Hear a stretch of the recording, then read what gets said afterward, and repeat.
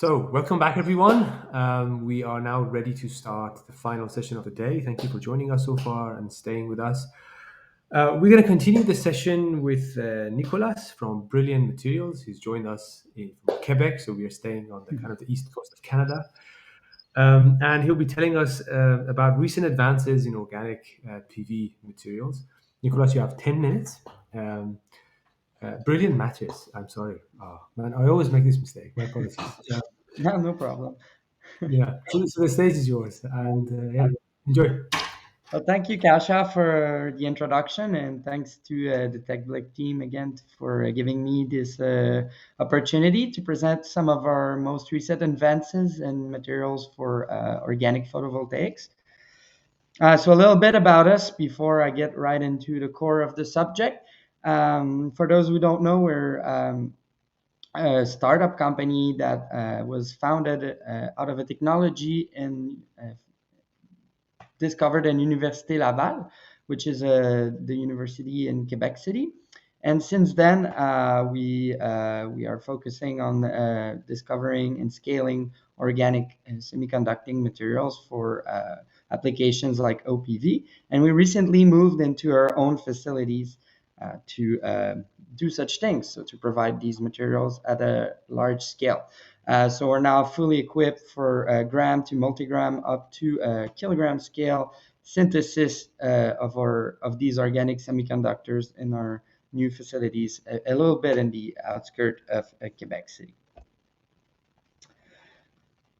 So for those of you who are not really familiar with what an organic semiconductor is, it's essentially a material that can accomplish the same behavior as a semiconductor, so that can or cannot conduct electricity given a certain amount of energy.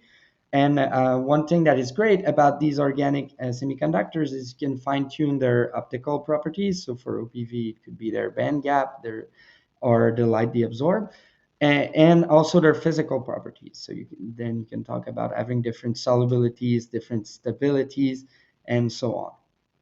So essentially, these molecules come out as a plastic, so in the form of a powder or a solid, and this solid can usually be dissolved into an ink. Uh, Usually at Brilliant Matters, we focus that these inks are to be dissolved in non-halogenated solvents as they're like less toxic. And then those inks can be included in printing setups to make OPV devices in that instance under uh, air stable conditions. I know there's a lot of molecules on that slide, but essentially it's to explain the core technology, one of the core technology the company was founded out of. So essentially, when you make these organic semiconductors, which is what Brilliant Matters make, the conventional methods, or I'd say the traditional methods to achieve these well-defined chemical structures, is using alkyl tin derivatives. And to make a long story short, these are pretty toxic, and we don't believe the way to scale these materials would be to work with multi-kilogram synthesis with these intermediates. Plus, it generates additional wastes and costs to the synthesis.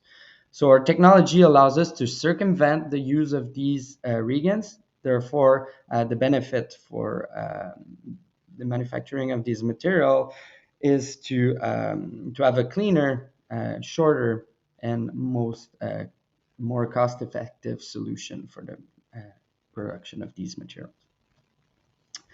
So they enter into solar applications. So of course, the focus of the day is to talk about photovoltaics applications. So I'm mainly going to focus today on our recent developments into that field. So as you know, these materials can be semi-transparent.